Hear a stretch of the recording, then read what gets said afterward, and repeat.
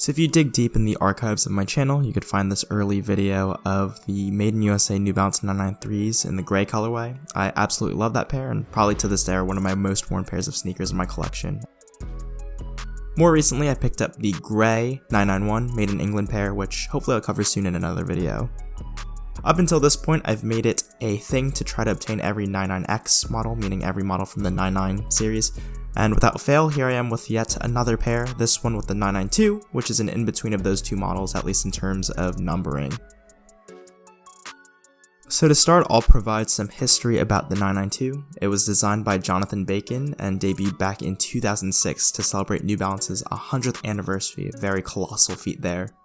The 992 had a 4-year run before it was discontinued in 2010, only to be picked back up in 2020, signifying its first ever retro run. And in true New Balance fashion, the first retro was the classic gray colorway and sold out almost immediately, and even to this day in 2022 are still quite hard to find. The 992 and generally any New Balance runner is dubbed as a dad shoe, mainly because of comfort being at the forefront. However, New Balance has had its moment and has been picked up by the masses, so from literal dads to supermodels, high fashion, and pretty much on the streets, these have most notably seen throughout in the last year or so. And I guess a little fun fact too, these were most notably seen on feet by Apple's Steve Jobs back in the late 2000s, and oddly turned into an unofficial ambassador of the 992. Unfortunately, I don't have that all gray colorway, rather this black and gray pair, which is another GR colorway and is also oddly hard to get your hands on, so I'm very happy to have them. Fast forwarding to 992s of today, standard pricing for the model is around $175 and $185 United States dollars, depending on the retailer and colorway here in the US. If you go abroad or anywhere outside of here really, you go for a lot more. Unless it's a specialized pair of 992s, they typically come with the standard gray 2-piece Made in USA box, and throughout the inside and outside you'll notice a few details highlighting the Made in USA nameplate that these 992s carry. Getting to the actual sneakers now, they are done up in a premium pig suede and also have some breathable mesh bases as well. Stitched on, you could find some M logos through the various profiles, and they are reflective in certain instances as, you know, they are running shoes after all and they need that high visibility. You could find some 992 text at the tongue and the lateral collar.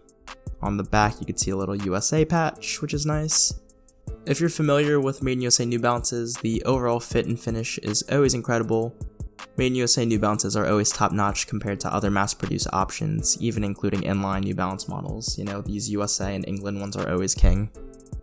Moving to technology on the sneaker, it is action-packed. I think these days these are more of a lifestyle wear, you know, you won't see anyone running any long distances in these. However, it's important to note that these got their start as state-of-the-art running sneakers and were pinnacle technology for New Balance back then.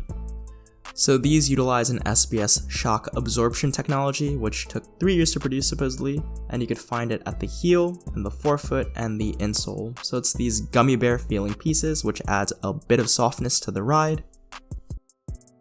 Along the midsole as well, you'll see a dual density foam, meaning, you know, it's 2 different densities. So the white part at the front of the sneaker is softer, while that back gray part is a lot stiffer.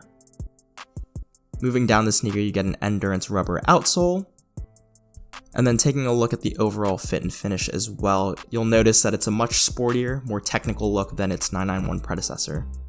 The one cool thing about these New Balances as well is that they range in various widths and extended sizes, so there's a fit for everyone.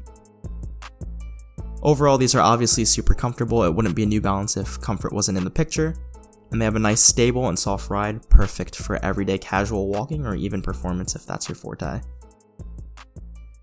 As far as sizing goes, I recommend going down half a size because I find these to run a bit big at true to size. Typically in New Balances I'm buying a 9.5, which is my true shoe size. However, there is a touch more room than I'd like. However, with some thicker socks and some tighter lacing, it'll do the job just fine.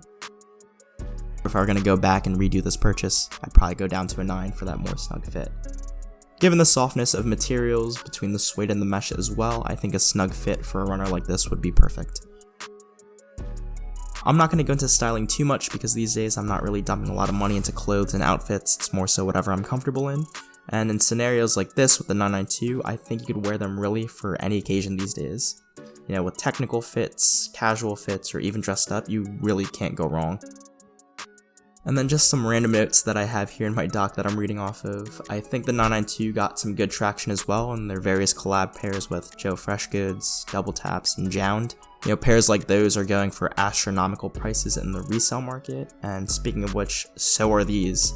So basic GR colorways like these and the all gray pairs go for absurd money now. And I think hype definitely played a part with these, right? So New Balance has had its shine over the last few years, and there's really no sign of them slowing down, especially as people are trying to find alternatives to mass-produced Nikes and Adidas Yeezys and Jordans, etc, etc. Going back to these sneakers though, you could probably find them sitting randomly at boutiques and foot stores. You just gotta be on the lookout. I don't think they're worth paying the absurd resale prices of like upwards of $250, $300. But you know, everyone has their own cup of tea, and if that's yours, go for it. Alternatively, you could find some random lifestyle colorways just sitting, and some even at a deep discount. Overall, the heritage styling and premium materials on this pair of 992s, and generally on all 992s, make it a recipe for success in my mind. Again, I love seeing New Balance, and specifically the 992, having their moments. I find these to be a really cool pair, but I'd love to hear what you guys think in the comment section below. Outside of that, if you're into the New Balance content, be sure to dig into my channel. I have a ton of New Balance videos in the archives and a lot more to come.